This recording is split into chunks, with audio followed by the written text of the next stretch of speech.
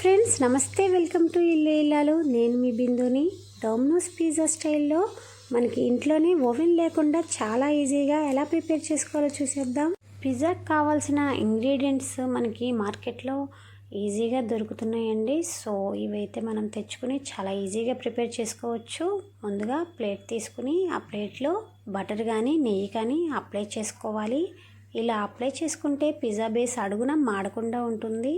దీనిపైన పిజ్జా సాస్ని ఈవెన్గా స్ప్రెడ్ చేసుకోవాలి. ఈ పిజ్జా సాస్ మార్కెట్లో అవైలబుల్గా ఉంటుంది, లేకపోయినా మనం ఇంట్లోనే చాలా ఈజీగా ప్రిపేర్ చేసుకోవచ్చు. దీని ప్రిపరేషన్ వీడియో అయితే నేను నెక్స్ట్ టైం వీడియోలో పోస్ట్ చేస్తాను. సో ఇలా ఈవెన్గా అప్లై చేసుకున్న తర్వాత కొద్దిగా టొమాటో కెచప్ని వేసుకోవాలి.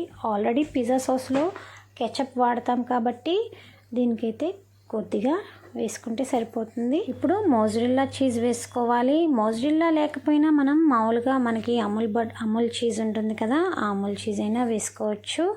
బట్ చీజ్ అయితే ఇంపార్టెంట్ ఇంగ్రీడియంట్ అండి పిజ్జాకి టేస్ట్ వచ్చేది కూడా చీజ్ వల్లనే. సో ఇదైతే పిల్లలు చాలా ఇష్టపడతారు.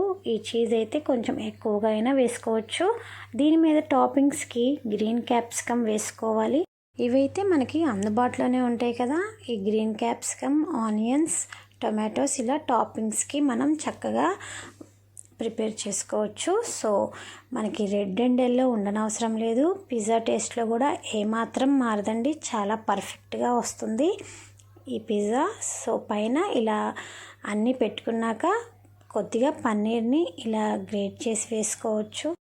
పన్నీర్ అనేది ఆప్షనల్ అండి, ఉంటే వేసుకోవచ్చు, లేకపోయినా స్కిప్ చేయొచ్చు. సో ఇలా దీనిపైన స్వీట్ కార్న్ కొంచెం వేసుకోవాలి.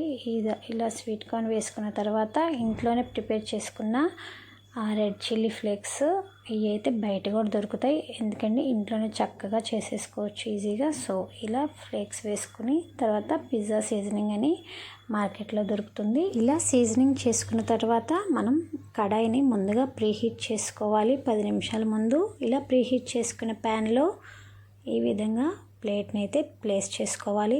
దీని కింద ఏమీ వేయనవసరం లేదండి. దీనిపైన మూత పెట్టుకుని 20 నిమిషాలు బేక్ చేసుకోవాలి.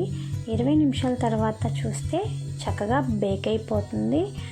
సో ఇలా బేక్ చేసుకోవాలండి. చూసారా, చాలా ఈజీగా బేక్ అయిపోయింది. మనకి ఇంట్లోనే ఓవెన్ లేకుండా చక్కగా చాలా ఈజీగా పిల్లలకి ఎంతో ఇష్టమైన పిజ్జాని ఇలా రెడీ చేసేసుకోవచ్చు. సో ఈ వీడియో అయితే మీకు నచ్చింది అనుకుంటున్నాను. ప్లీజ్ లైక్ చేయండి, షేర్ చేయండి, సబ్స్క్రైబ్ చేయండి. మీ కామెంట్స్ ఏమన్నా ఉన్నా కామెంట్ బాక్స్లో తెలపండి. Thanks for watching.